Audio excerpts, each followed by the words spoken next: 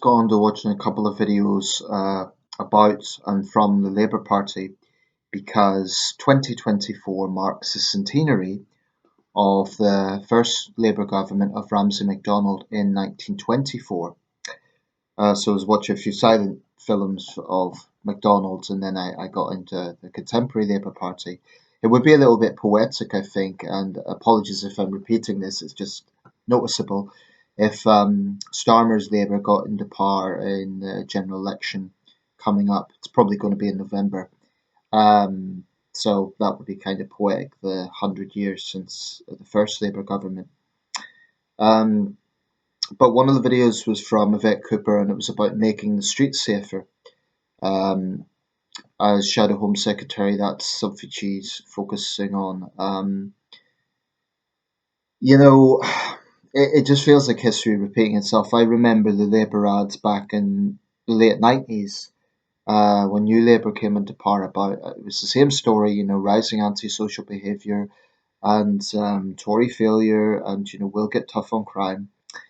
Um, New Labour's record wasn't perfect. There were some improvements in terms of violent crime. The Tories, I think, they're supposed to be the party of law and order, but really the record's nothing to shout about.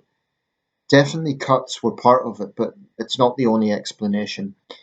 And yeah, there's been a few trickling improvements as well. It's never all bad or all good.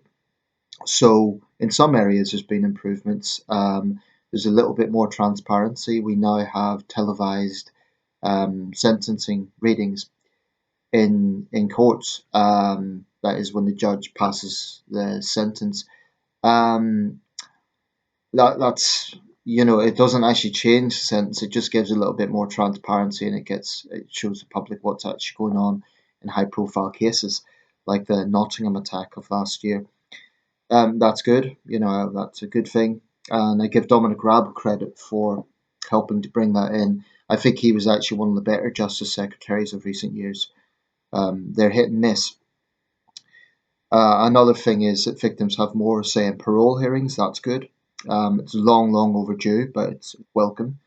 So I won't just be all doom and gloom. I do welcome things that are positive when they are brought in, but I still feel that the real problem here isn't actually about whether it's a Labour or Tory government. I think the real problem is the legal establishment itself, and that goes well beyond party politics. Let me explain how I see this.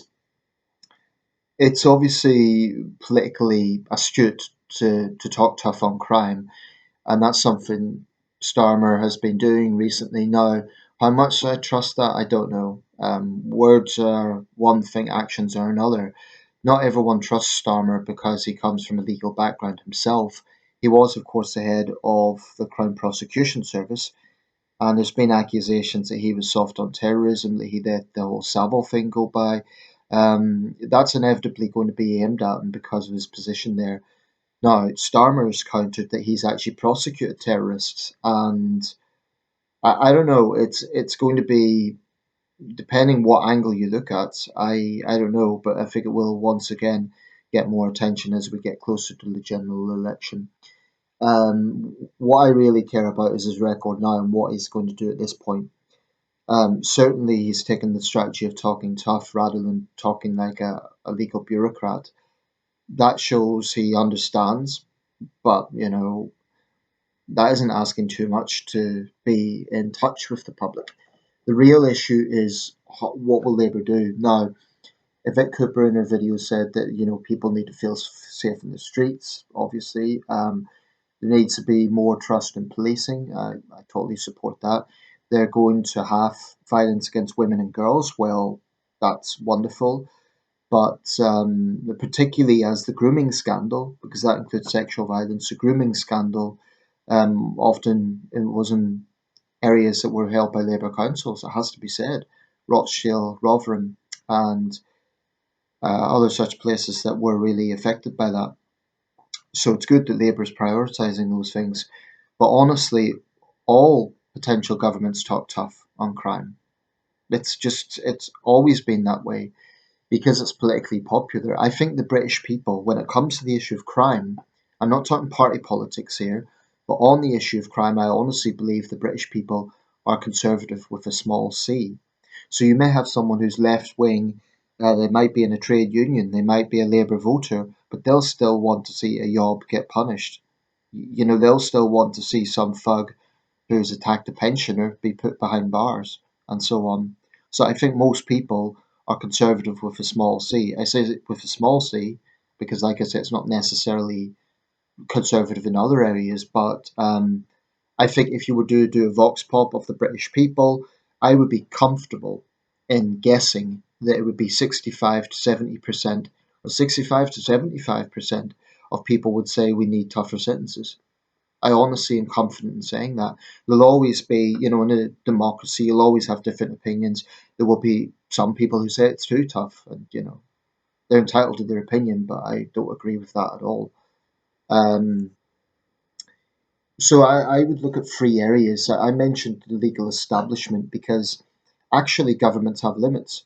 Now, politicians are lawmakers, right? They can set the laws. It's a big thing. It's very important. And it's very hard to overturn a law once it's been passed. And that's why, this is maybe more for another video, but it's why I would be very, very cautious about any new legislation that's dressed up as anti-hate legislation, because there has to be freedom of speech protected. And there have been rumours that Labour is going to try and bring in kind of blasphemy legislation by stealth, by dressing it up as anti-discrimination legislation. Um, you know, the devil's in the detail with that one, but what they need to be focusing on is the sort of crimes that really bother people. So policing actually is a very important issue in all of this. I'll get to the legal establishment in a minute, but policing's critical. The public want to see the police getting back to basics, tackling burglaries, tackling sex crimes, tackling violent assault, antisocial behaviour. Those are the sort of things that people care about. What really, really bugs the public is when they see police officers harassing people over, something they've said online. Maybe they've used the wrong pronoun, and that's not hyperbole. There's been examples of police turning up to people's homes for that. Or you get a British Transport Police officer harassing the musician Brendan Kavanagh, and who the hell is she serving? Now, it may be an isolated case, but it's not. That's the problem. It's not. There's many examples of this, and the public see that and they think the police are taking soft targets. They're harassing law-abiding members of the public when they should be dealing with things that affect people. And when they turn up 5 hours later when someone's had their home burgled, then they'll claim, "Oh, sorry, our resources were stretched." Many crimes are not even tackled. Never mind solved; they're not even tackled. I mean, so-called petty crimes can really affect people. So, for example, in Leeds, I think it's Kirkgate Market, it's the pickpocketing capital of Britain now, I understand, and retailers have just given up because it's a waste of time asking the police to get involved. So, what's the byproduct of that? Thieves just see it as a green light. You get gangs of thieves coming in, just basically swiping stuff up. It's costing these small businesses thousands and thousands, and the police give the impression they don't really care. Now, that's a disgrace. In the grand scheme of things, of course, they have to prioritise murders, sex crimes, violent assaults over shoplifting. But, the police can't say, "Oh, well, please report crime, we need to have this data," but then they don't follow up on it. That's not good enough.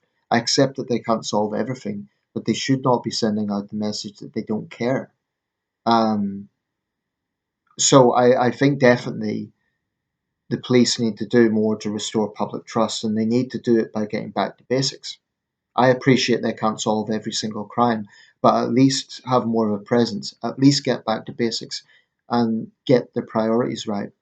The sentencing, I don't say that every sentence is too lenient. I don't say that every single sentence is inappropriate. Sometimes I look at sentences and I think, yeah, that's probably about right. But there are too many examples where the sentence is lenient enough to begin with, given the gravity of the crime, and then the offender gets early release. Now, this just makes people's blood boil because It's so fundamentally unfair. I mean, I believe that if someone commits a serious crime, even if they're well behaved in prison, they shouldn't get early release. They should be serving the length of whatever the sentence is. There should be more whole life tariffs for the worst of the worst. Um, and I think this is a really big thing for me. The Sentencing Council, it's unelected. They're basically a body of legal bureaucrats who, and this is why I'm talking about the legal establishment. I've spoken about them before. I've had some communication with them. Now, what they will say is, oh, but we have public consultation. Well, it's meaningless unless they sufficiently act on it. We currently have a situation where if the public feel that a sentence is unduly lenient, they can petition the Attorney General of England and Wales. I'm not sure who it is at the moment. I think it might be Mel Stride, who's also the Justice Secretary, but don't quote me on that. Regardless, the Attorney General can then petition the Court of Appeal, but it's futile because even if they look at the case, in the vast majority of cases, the sentence isn't overturned and they stick by the original decision. That shows an arrogant contempt for public opinion. So I do think there's arrogance in the legal establishment. Judges say that their hands are tied, and maybe that is genuinely the case sometimes. But if that is true, they can at least speak out. They can at least say, look, the public have no faith in this, and my hands are tied. I want to issue tougher sentences because I feel it warrants it. Sometimes you hear judges making these speeches like, if I could, I would issue this sentence. Well, then they can speak out. They can, question the Sentencing Council. I do hold a lot of responsibility, I'm afraid, to the Sentencing Council because they're the people issuing the guidelines. So I do think a lot of it comes back to them. Now, the thing about politicians is they're sort of in the public eye, so they get a lot of the blame. But what politicians will say is, oh, well, we can't interfere with the judiciary. So it becomes a blame game. And, the public just get left out. I think there needs to be much, much, much greater public say in the justice system. That's one thing I'd like to see Labour do. I'm not saying that it should be, sentencing should be determined by public opinion alone. It should be determined by the facts, by the evidence. But definitely public opinion should be factored in a lot more. We are, after all, a democracy. And if you have, for example, a jury who have heard themselves the evidence, the idea that they should have no say, where it all comes down to the judge, I don't know about that. I'm not saying that judges should be elected, but I would like to see the powers that be in our legal establishment, judges, jurists, the Sentencing Council, I'd like to see them held to a lot more public scrutiny. I would have the head of the Sentencing Council elected, a bit like police commissioners. If for no other reason than it puts pressure on them to be accountable to the public. At the moment they've got the website and you can write to them, but I honestly think because they're not elected, they're not accountable, and judges aren't accountable either. Now, in terms of judges having their hands tied, yes, they have to work. They have to work within a spectrum of sentencing, depending on the aggravating circumstances, the mitigating circumstances. I get that.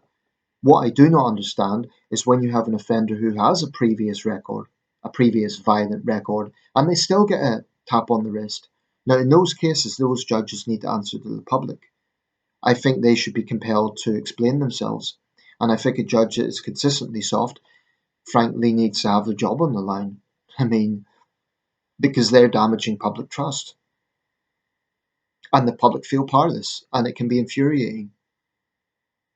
Now, I'm going to close with just a few thoughts. I don't want to exaggerate the situation, and I myself, I've been a victim of crime, but it's been a while now. The last time was when I had my bike stolen in 2015, and then back in the early 2000s, me and my family were subject to serious antisocial behaviour, which definitely shaped my views.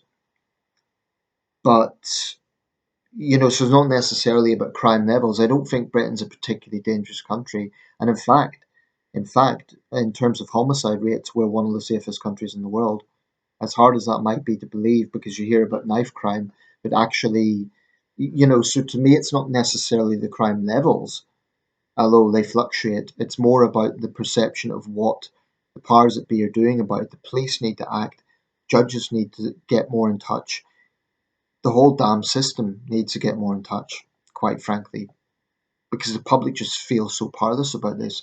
So I think the public should have a much bigger voice, and that gets into communication.